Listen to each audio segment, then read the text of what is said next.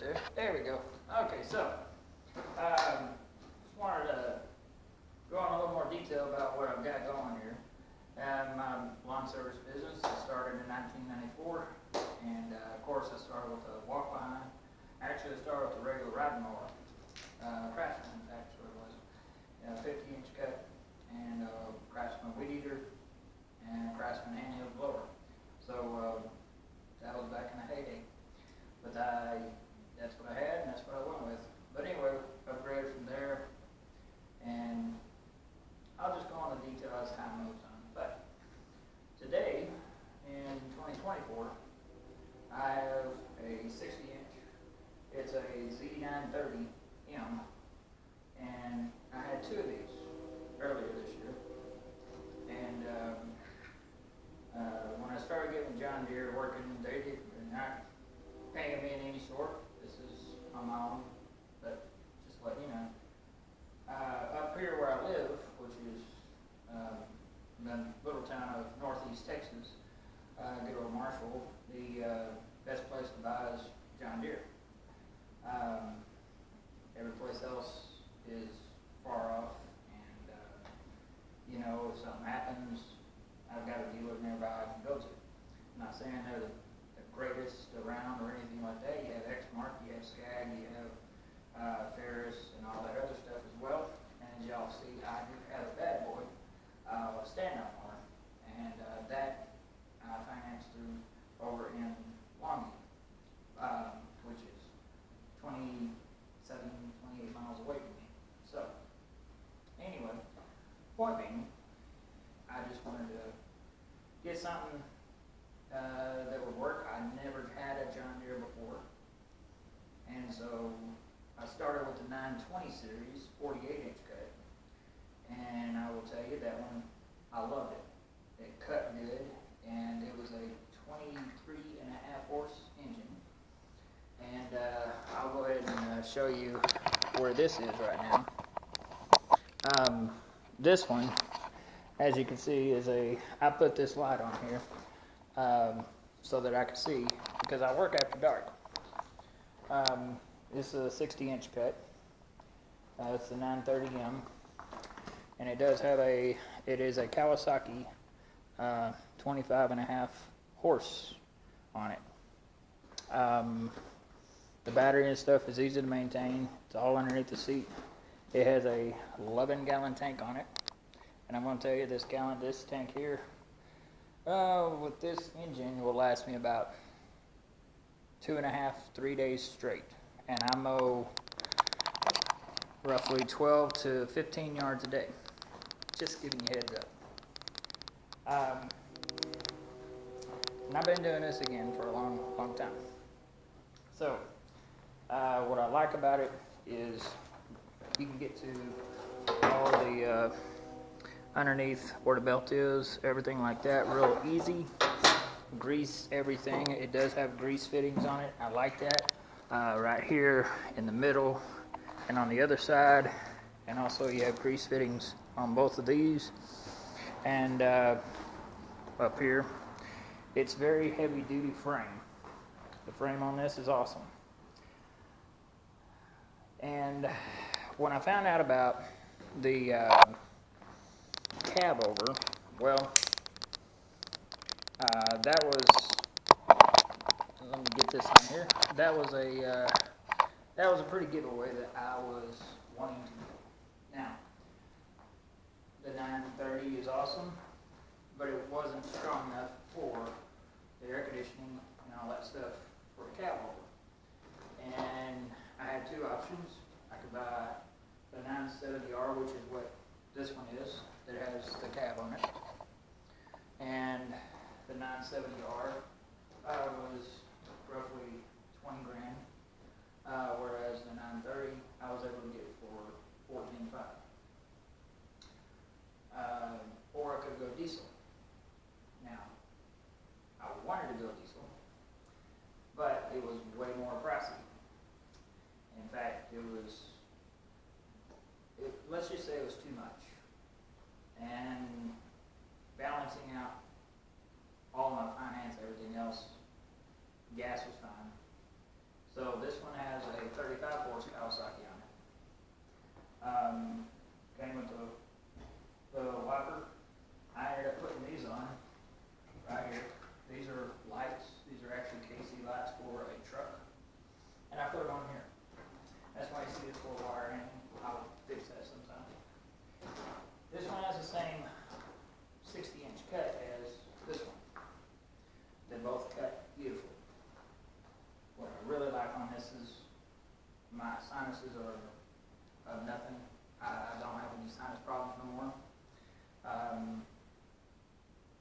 just staying cool is very nice. Keeps my energy going throughout the day. Now, it is loud. You wouldn't think that a cab will make it loud, but you're bundled in. It's not factory. This is a cab, and I'll show you this right quick. This cab is actually from Curtis, and if you see, it opens like that, and it's really nice. It's a Curtis cab, and you have all the little pad right here. You do have this over the tray. Now you can move this and still get down below, but this blocks a great percentage of all the dust from coming in. Then you have these boots. These boots block another great percentage of dust coming in. You still have a little bit of dust, but not much. And then you have the AC. Now, this is your thermostat control, and you can turn it to where it's just off, no AC at all, and you just are running the fan, or turn this baby up, and let me tell you, it gets cold. In September, actually late September, early October, down here in Texas, we were still having 90-degree weather. So I was using this, and I have nearly 200 hours on this right now, and I just purchased all this. So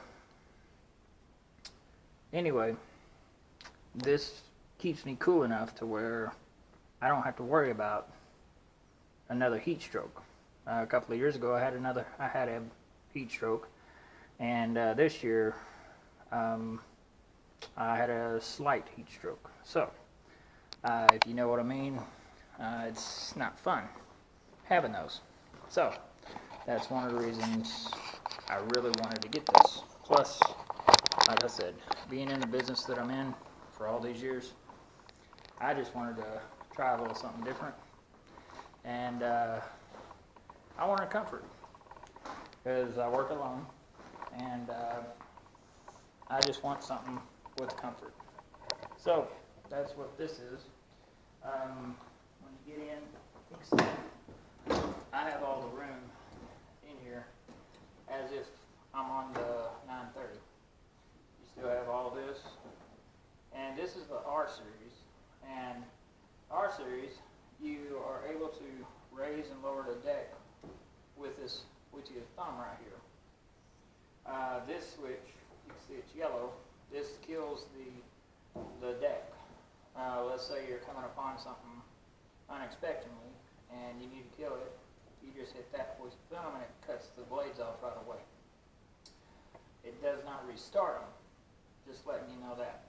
You have to turn the switch off and re-engage it in order to get the blades back on. But I've come to love, at first I was not used to this at all, the deck, because I'm used to using my foot to raise and lower, going over certain hills and bumps and stuff like that. I didn't know if I'd get used to it, but I'm going to tell you, I got used to it, and I love it. But this here, it raised and lowered, the engine has to be running, and I'm in my garage, so my shop, it's very loud, so anyway, otherwise I'd show you that, how it works and stuff. But what I wanted to show you too is how this seat works real easy. There's a handle right here you push or you pull, and you're able to lift the seat, and you're able to get to all of your components, battery, and I've got to clean that, but anyway, battery, oil change, and everything you need, hydraulic fluid, and everything else. So again, you can get to everything just as easy with all of this on as you do on the 930 that doesn't have it. So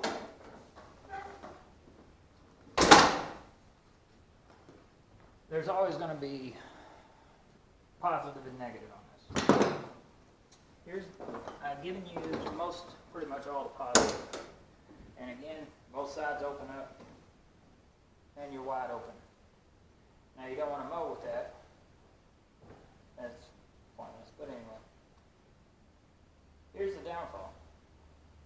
When you're mowing, you want to make sure that you're under all of the tree branches. So you have to be on guard on that. With this 60-inch cut, you cannot see everything that you're riding up against. I will say you can see down to it, but it's hard to tell every single inch. There are areas where I have to back up and get closer because I don't want to risk bumping it. A lot of people want to know about the glass. It's not just plexiglass. It's a strong glass. I'm not really sure what you call it, but it is scratch retardant. I'm not going to say scratch resistant, but it's not scratch proof. Put it that way. So far, I have not had any problem with branches going along the side of me or on top, or me bumping into them and all that kind of stuff. You just want to be cautious with it, as if you're on a tractor. You know, that's what it feels like riding this, is a tractor. So, you know, you learn different things as you go. Just like on that mower, you learn different things from every piece of equipment.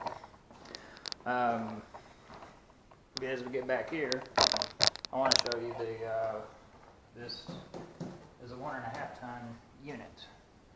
That's a big unit, and that's the size and the way the compressor is hooked up and all that. They have a pulley put on top, and it's belt directly on top of the engine, hooked directly up. That's why all of this is here, back in this area. So that's where this is. Now this is the same 11-gallon tank, and I will tell you, this lasts me a full day and a half using the air conditioning.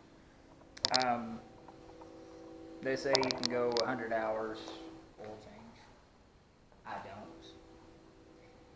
Since I've been doing this for 30 years, I use full synthetic oil, and I go 50 hours, sometimes 65, depending on what the oil looks like. If the oil is still good and not black, then I will extend to 60, 65. If it's getting if I'm in a lot of heat, then yes, I'll change the oil, because no matter needs it or not, I want my engine to last. And if you take care of your engine, you bathe the engine, that's what it's going to do. Another thing I wanted to show you on this, I'm just going to walk around. I can show you on this one too, instead of walking all the way over. But your air filter is the same on that unit also. So you can take, and this one's, I haven't cleaned it in a while. In fact, I need to replace it. But they come with two. You have the inner filter, and then you have the external filter. And what I do is I take a blower or part of my compressor, and I will clean it really good and make sure everything is nice to where you can at least see through it. And see, right now, I don't know if you can, but I can see through it. You can see the light, and so it's a good filter. As long as you take care of them, and not just when you do oil change, but this is a routine that needs to go. The more you use the mower, the more you need to clean the filter. Again, if you want your equipment to last, this is what it takes in order for to last.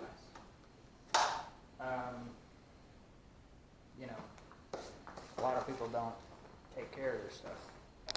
So, they don't know, they don't understand because they're not explained on how to take care of their stuff. I have some people want to know, what do you use to clean and keep it so nice and newish looking? Well, let me show you what I use, because you want to be able to see. And instead of me buying all this high dollar stuff, I actually use this stuff from McGuire's. Not sponsoring, not doing anything. This is what I buy on my own. But this is a waterless wash and wax, is what it is. You can buy it at Walmart, parts stores, go online. But this is only like $9, $10. A couple of months ago it was. I'm not sure what it's going to be now. But I'm just going to give you an example. If you look, it's pretty dirty. So this is what I do. You spray it, and just take a towel, and it's like an old tractor. I want to clean it up really good, make it really nice. And this is also helpful for if you're in the rain, it rolls off. I found that out. But anyway, now if it's completely filthy with mud and dirt and grime and all that stuff, I'll wash it. But I flip the towel over, and why bang, why boom, it's a nice, clean area for me to be able to see and keep this thing on the go. Now, I use it on the body, on the windows, and I use this on the trucks too. I don't put it on the grease like down here. If that's all greased up, I get a neat grease and I put it on there, clean it. Same goes with this. I try to keep this clean. Again, I have not used this in a while because I have been busy with this one. I keep about 50 to 60 yards a week maintained, and that's just what I do. You know, again, it's just one of those things. Now, something else that I do, and I want to show you this, is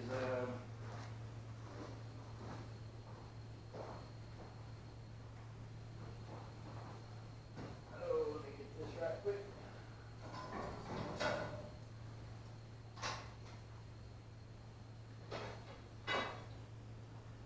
I have two kinds of blades. But I'm going to show you my gator blades. This is what I use during pretty much 90% of the year. This is a dull set. They are, I order these offline, and I get a set of 12 blades, which is 4 sets altogether because it takes 3 blades per set. Anyway, I get 12 blades for about $120, $130. I find them on eBay, and for a 60-inch cut, and it works good. You just want to make sure it's for your mower. But that's a dull blade. This one, as you can see, it's a sharpened blade. Same make and model. These teeth, I love them. I've been using them for years and years and years, since I found them back in 1997, something like that. I've been using these kind of blades, and they're great. So, as you can see, this is pretty good and sharp. Now, it's not so sharp that it's going to cut me, because if you sharpen it that sharp on these, it's going to dull out so fast, it will not last you very long. Now, I've learned this through the years, where I can take my grinder, sharpen it, and instead of having a balancer to balance everything, I have a nail, hang it up there, and make sure it's level.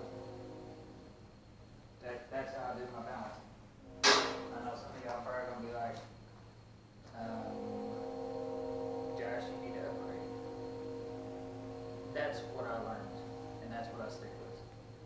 So, I bought this many years ago, and you're probably wondering what the heck this is.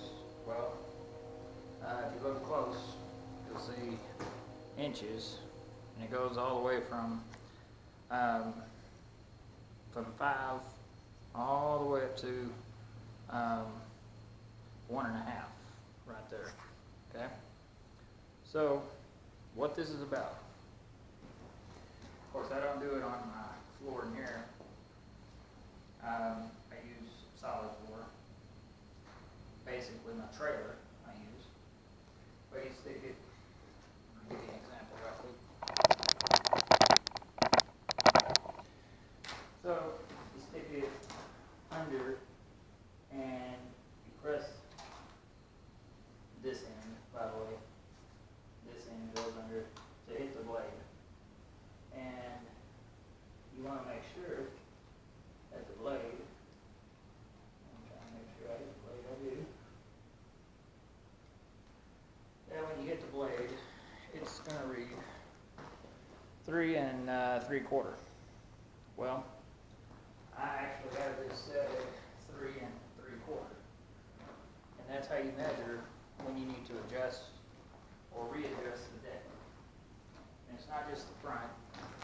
You want to do this on the front, the back, sides, side by side, all 4 corners as you're adjusting in order for that to work properly. So, you know, I'm old school, this is what I do, and that's about it.